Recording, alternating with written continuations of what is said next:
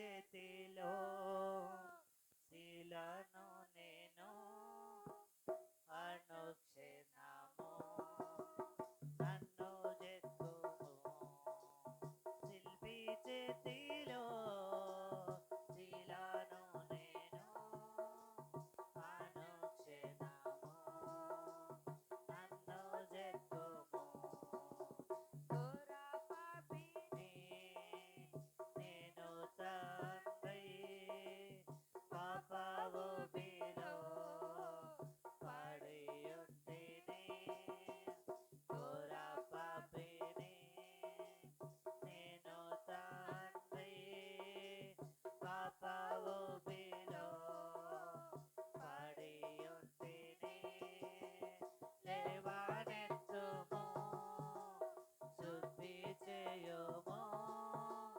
పొందనిమ్ము నీదు ఆత్మను లేవనెత్తుము శుద్ధి చేయుము పొందనిమ్ము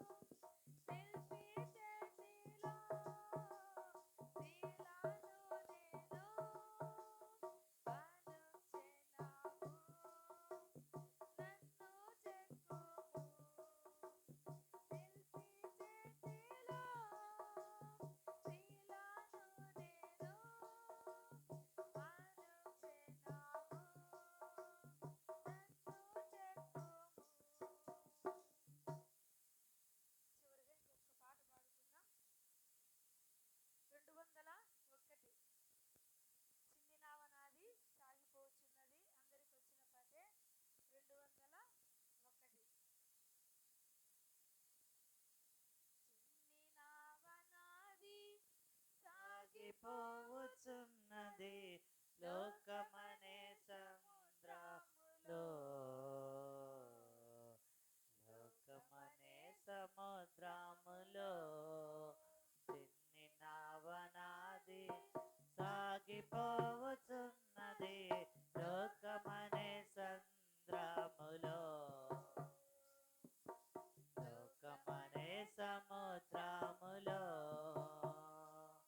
నా నాయకుడు యేసే, నా నావికుడు యేసే, నా యేసే, నా నావికుడు యేసే, నా నావలో యేసు ఉన్నాడు, నా నావను నడిపించుచున్నాడు, నా నావలో యేసు ఉన్నాడు, నా నావను నడిపించుచున్నాడు, చిన్ని నావనాది సాగిపోవచ్చున్నది లోకమనే సంద్రములో, లోకమనే సముద్రములో చిన్ని నావనాది సాగిపోవచ్చున్నది లోకమనే సంద్రములో, లోకమనే సముద్రములో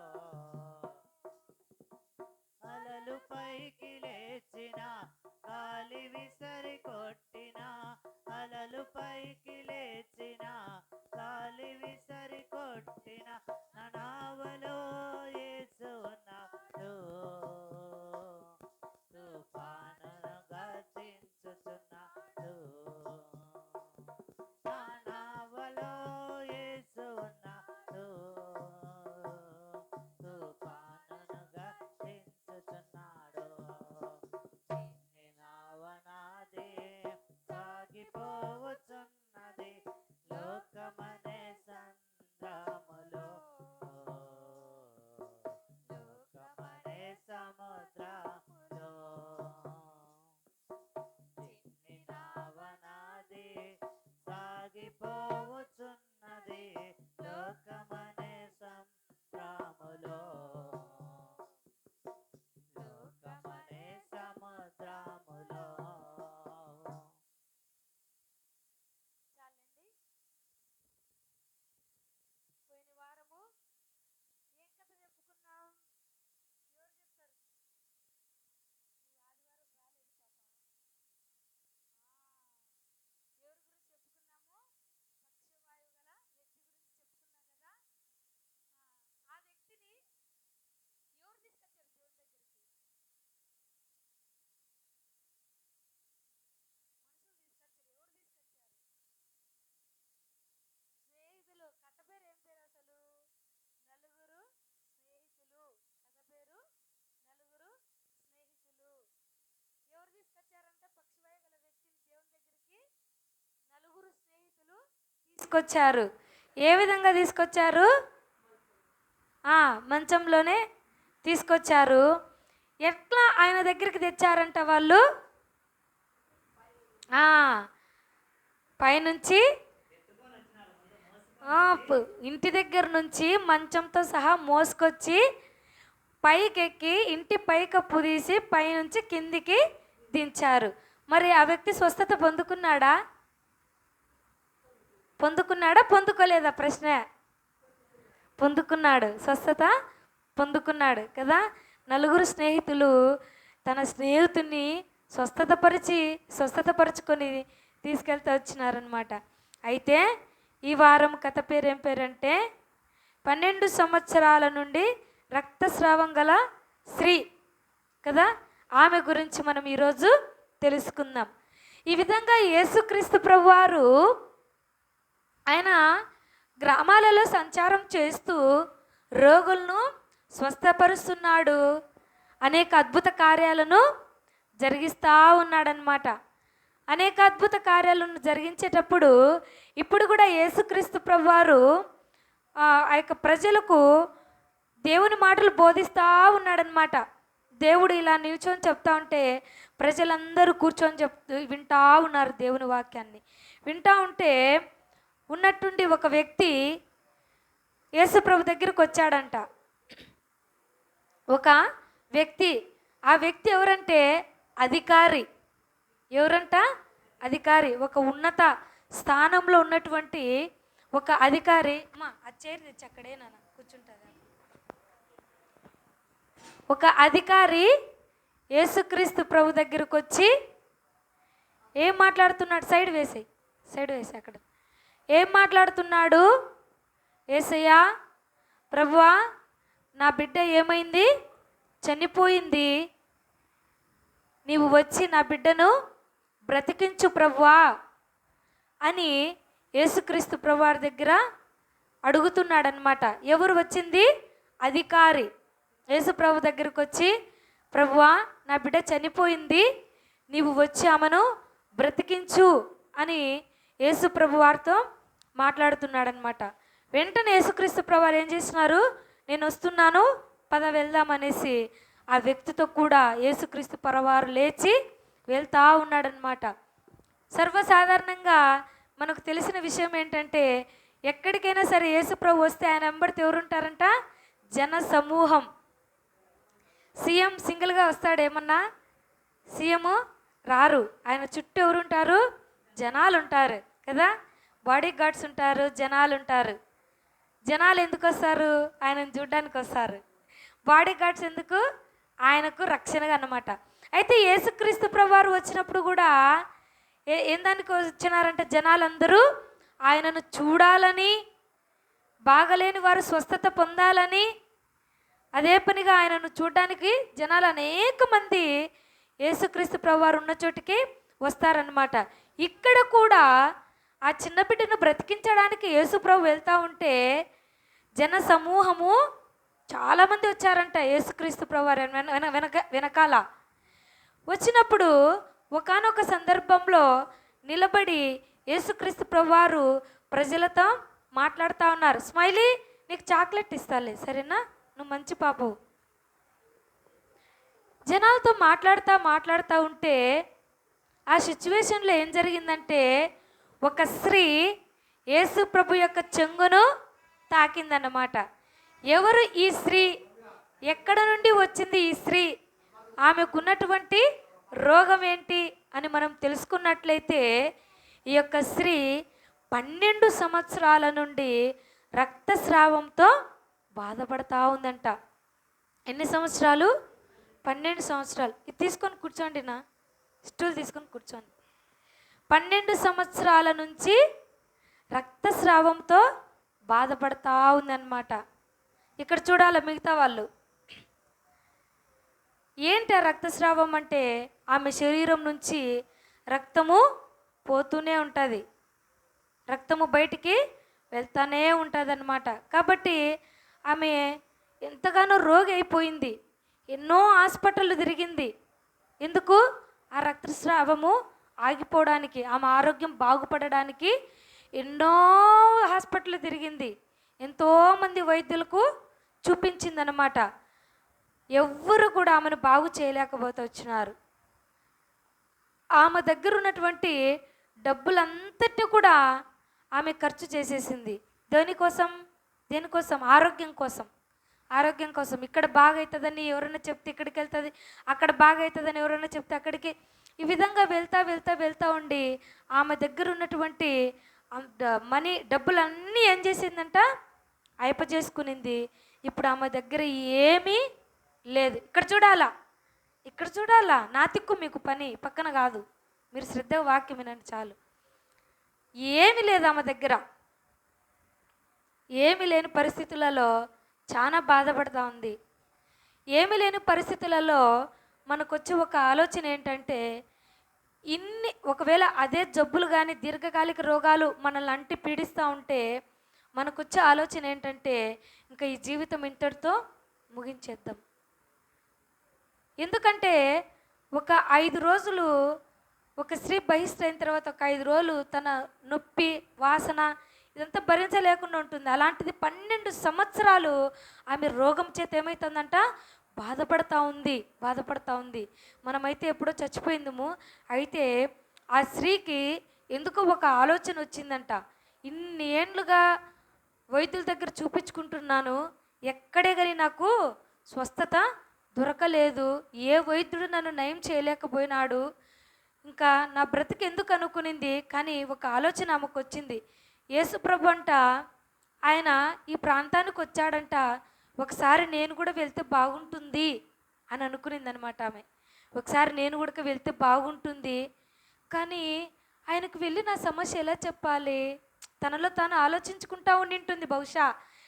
తనకు నా సమస్యను ఎలా చెప్పాలి, అంతమంది జనాన్ని నేను ఎట్లా తోసుకొని ముందుకెళ్ళాలి అని ఆలోచించుకుంటూ బహుశా ఆమె బయటికి వచ్చిందనమాట. వచ్చినప్పుడు ఆ జన సమూహాన్ని చూసి ఇప్పుడు ఆయన నిలబడి మాట్లాడుతూ ఉన్నాడు కదా, ఇప్పుడు ఏం చేసింది, ముందుకు వెళ్ళి ధైర్యం లేక వెనకకి వెళ్ళి ఆయన చెంగు ముడదాము అని ఆలోచన చేసుకొని ఏం చేసిందంటే ఆమె వెనక వైపు నుంచి వెళ్ళి వెనక నుంచి ఆయన చెంగును ముట్టిందంట. వెంటనే ఆమెకేమొచ్చింది, రక్తస్రావం ఆగిపోయి స్వస్థత వచ్చింది. ఎంత ఆశ్చర్యం కదా. ఎన్ని మనం వింటా ఉంటాం, అన్ని బైబిల్లో రాయబడి ఉన్నాయి, కానీ మన జీవితంలో ఏం జరగవు అని మనము అనుకుంటాం. అయితే ఎప్పుడైతే మనము విశ్వాసం ఉంచి ప్రార్థన చేస్తామో, ఖచ్చితంగా అవి ఏం జరుగుతాయి, నెరవేర్చబడతాయి. నిజంగా మనకు స్వస్థత ఇవ్వాలని దేవుని చిత్తం అయితే ఖచ్చితంగా ఏం చేస్తాడు, దేవుడు స్వస్థత పరుస్తాడు. మన ప్రార్థన కోసం వెయిట్ చేస్తూ ఉంటాడు అంతే. వెంటనే ఆమె రక్తధార కట్టెను అని రాయబడింది. వెంటనే అని ఇంటి వెనక కాదు, ఆమె తాకిన వెంటనే ఏమైపోయిందంట, రక్తధార కట్టెను అని రాయబడింది అనమాట. వెంటనే ఆమెకు చాలా సంతోషమైంది. యేసుప్రభు అడుగుతున్నాడు, మా అయ్యా ఎవరు నన్ను ముట్టింది, ఆయనకు తెలియదా? ఆయనకు తెలుసు. కానీ ఆమె తన ఎదుటికి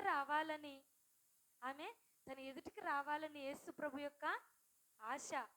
యేసుప్రభు ఎప్పుడు మనిషిని వెనకల పెట్టుకోడు, ఎప్పుడు ఆయన ఎదుటిగా మనం ఉండాలని కోరుకుంటాడు కదా. ఎప్పుడు ఆయన కళ్ళెదురుగా మనం ఉండాలని, ఎప్పుడు మనం సంతోషంగా ఉండాలని ప్రభు కోరుకుంటాడనమాట. ఈ విధంగా శిష్యులను అడుగుతా ఉన్నాడు, ఎవరు నన్ను ముట్టిందంటే వాళ్ళు అంటున్నారు, శిష్యులు, అయ్యా ఇంత జనం కిక్కిరిసి నీ మీద పడతా ఉన్నారు అంటే, ఇంకా మాట్లాడుతూ తీసుకుని ఎంతమంది జనాలు ఉన్నారో కిక్కిరిసి నీ మీద పడుతున్నారయ్యా, ఇంతమందిలో నిన్ను తగిలిన వాడు ఎవడని గుర్తుపట్టుకోవాలయ్యా అని అడుగుతున్నారు శిష్యులు. కానీ ఈ మాట ఎవరు విన్నారు? ఆ స్త్రీ వినింది. ఆమె వినాలని యేసుప్రభు మాట్లాడుతున్నాడు. స్వస్థతనిచ్చిన యేసుప్రభుకు ఆయన చెంగు ఎవరు ముట్టిందో తెలియకుండా ఉంటుందా?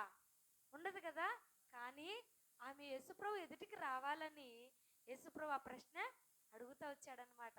వెంటనే ఏం చేసింది ఆ స్త్రీ, ఆయన ఎదుటికి వెళ్తూ వచ్చింది. అయ్యా నేనే అయ్యా, ఆ చెంగు ముట్టింది నేనే అయ్యా.